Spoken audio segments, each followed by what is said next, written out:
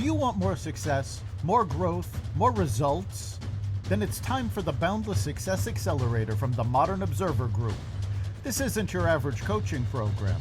It's where top performers come to dominate. Weekly group sessions, on-demand coaching, a community that's got your back, and a power-packed library of tools to supercharge your business and career. No more excuses, no more waiting. Get in, level up, and start building the life you've been dreaming about. Visit us at modernobserver.com/boundless success to join today. Let's get you to the next level. We're here because the news is being distorted. We're here because people are being inundated with misinformation on social media. We're here because people are being judged guilty until proven innocent. We are fighting back with facts. This is not a safe zone, so buckle up, Buttercup. This is the raw, naked truth.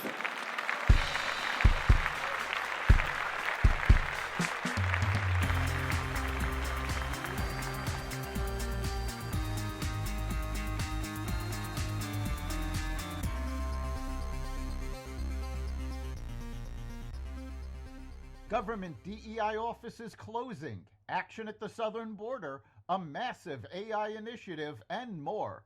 Welcome to the Raw Naked Truth. I'm your host, Eric Lopkin, and here's the news you need to know.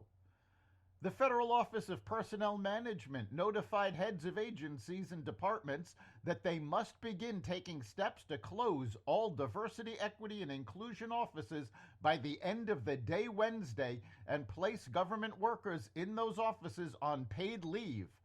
Acting Director of the Office of Personnel Management, Charles Ezell, sent a memo to heads and acting heads of departments and agencies on Tuesday evening, directing them that by no later than 5 p.m. on Wednesday, January 22nd, they are to inform employees of the closure, notify employees of DEI offices that they are being placed on paid leave effective immediately, take down all outward-facing media, such as websites, social media accounts, etc., of the DEI offices. President Donald Trump unveiled a massive artificial intelligence infrastructure project from the private sector on the first full day of his second term in office on Tuesday. During a speech at the White House, Trump announced that SoftBank, OpenAI, and Oracle have joined forces for a project called Stargate to build data centers in the U.S. for powering AI. The CEOs of all three tech firms joined Trump from the Roosevelt Room at the White House for the announcement. The initial investment for the project will be $100 billion, with plans to expand to $500 billion over the next 4 years. The first data center built under the initiative will be in Texas, and it will eventually expand to other states. Trump said it is the largest AI infrastructure project by far in history. Pentagon officials are planning options for using federal troops to secure the U.S.-Mexico border against drug traffickers, human smugglers, and migrants, a potentially major shift in military priorities ordered by President Trump, officials said on Tuesday. Use of the armed forces in a domestic role is restricted by laws prohibiting troops from engaging in law enforcement functions except in narrow circumstances. But an executive order Trump signed Monday described border threats normally left to law enforcement agencies as an invasion, justifying a military response.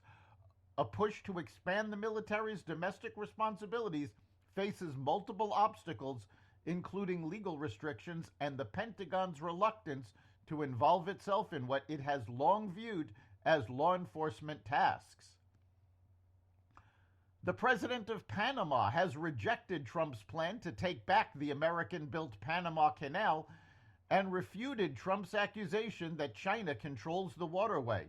In response, President Jose Raul Mulino said there is no presence of any nation in the world that interferes with our administration.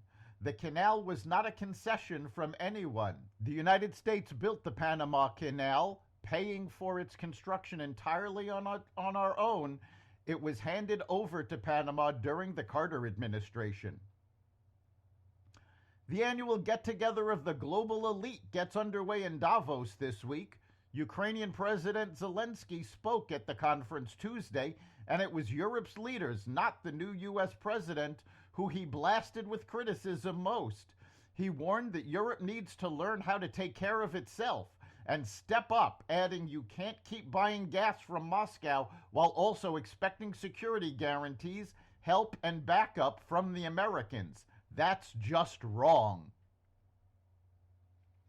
South Korea's Samsung Electronics and at least one other appliance maker are considering moving some operations from their plants in Mexico to their U.S. factories. The review is in response to President Donald Trump's consideration of imposing 25% duties on imports from Canada and Mexico on February 1st, a South Korean newspaper reported on Tuesday. Samsung is looking at moving dryer production currently happening at its Mexico plant to a plant in South Carolina, according to the Korea Economic Daily. The paper reports that the South Carolina plant's main product is washing machines. The U.S. facility in Newberry County, South Carolina, was established in 2017. It was Samsung Electronics Home Appliances, America's first U.S.-based home appliance manufacturing facility. That's the Raw Naked Truth. You can catch every episode of the Raw Naked Truth at xvadio.com, the Apple Podcasts app, YouTube, Rumble, Spotify, iHeartRadio, Audible, Amazon Music, and other platforms that respect freedom of speech. We'll see you next time.